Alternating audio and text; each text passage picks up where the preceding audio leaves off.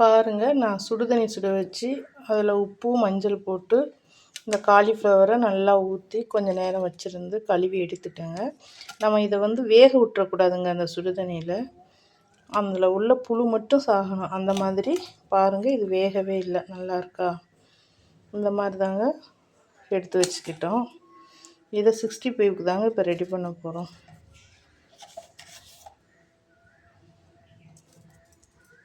கொஞ்சம் உப்பு,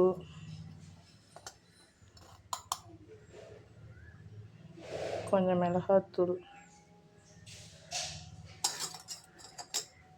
இது கொஞ்சம் சிக்கன் மசாலாங்க, வீட்டில் அரைச்சது.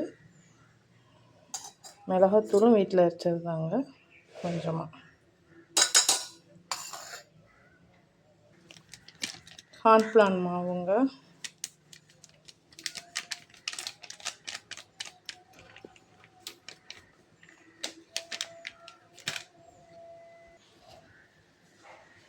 பச்சரிசி மாவுங்க,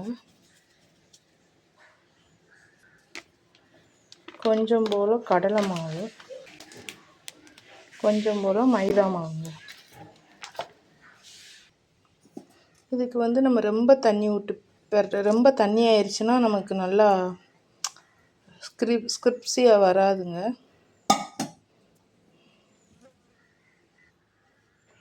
பாருங்கங்க, கொஞ்சோண்டு மஞ்சத்தூள், இது கிராம்பு, ஏலக்காய், பட்டை 3 சேர்ந்த பொடி, இத்தினீண்டு கொஞ்சோண்டு, அவ்வளோதாங்க. பாருங்கங்க, நான் ரெடி பண்ணிட்டேன். நான் கலர்லாம் போடலை. இதை கொஞ்சம் நேரம் மூடி வச்சுருந்து நம்ம வறுத்து எடுப்போம். பாருங்கள், ஒரு 10 நிமிஷம் இதை மூடி வச்சுருவோம்.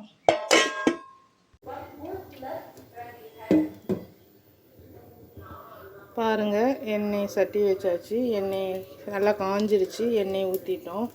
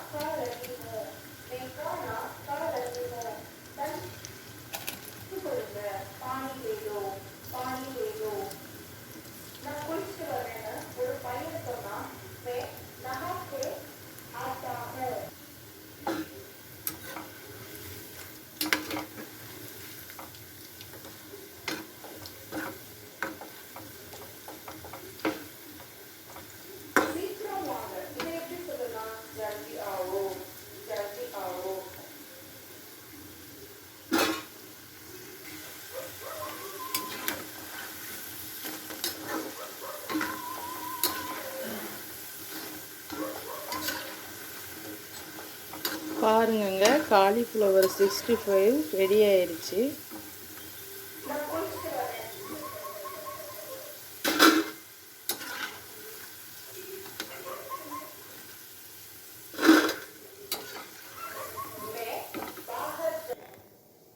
பாருங்கங்க, மொறுன்னு காலிஃப்ளவர் 65 எப்படி கலகலன்னு இருக்குன்னு பாருங்கள்.